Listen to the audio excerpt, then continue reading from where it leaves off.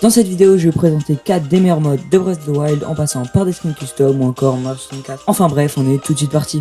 Le premier mode de cette vidéo est le randomizer et pour le coup il change littéralement tout. Premièrement, il change tous les objets dans les coffres droppés par les monstres et les objets donnés par les Korogu. Mais le jeu peut aussi vous donner ou vous retirer un objet, une arme, une partie d'armure ou un plat à n'importe quel moment. Mais il peut aussi vous faire gagner ou perdre de l'argent, de l'endurance ou des cœurs à n'importe quel moment. Sans oublier qu'il peut vous téléporter n'importe où sur la map ou faire spawn des monstres à côté de vous n'importe quand. Et pour finir, il peut changer la météo ou vous empêcher d'utiliser la téléportation à n'importe quel moment. Mais ce qui rend le mode vraiment bien, c'est qu'au début de ta partie, tu reçois plusieurs objectifs à accomplir avant de pouvoir aller affronter Ganon. Comme par exemple récupérer des objets spécifiques ou tuer certains monstres, ce qui t'oblige à faire le tour de la map.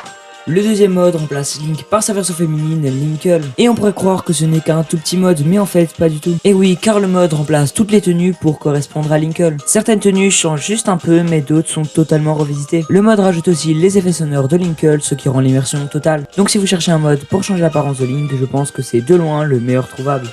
Le mode suivant rajoute la forteresse Swamp de Mario 64. Le mode rajoute 6 missions à faire dans la forteresse qui deviennent progressivement de plus en plus dures. Mais le mode est vraiment bien fait car il rajoute des plateformes qui bougent et même les pièces rouges et bleues de Mario 64. En plus de ça, il a des références directes à Mario 64 comme la mission où il faut tuer un Litorok qui est présenté comme le petit frère du Womb dans Mario 64. Ou bien les étoiles que tu devras récupérer à la fin de chaque mission. En plus de ça, l'escalade et les pouvoirs des héros sont désactivés, ce qui t'oblige à utiliser les passages de la map.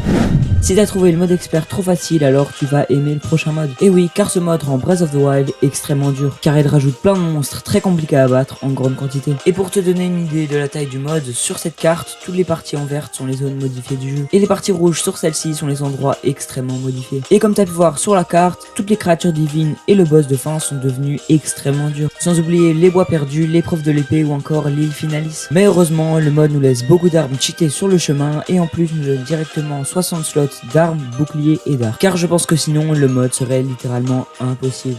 Et voilà, c'est déjà la fin de la vidéo. Si tu l'as aimé, n'hésite pas à t'abonner et à liker et de me dire en commentaire sur quel jeu tu voudrais que je présente les modes la prochaine fois.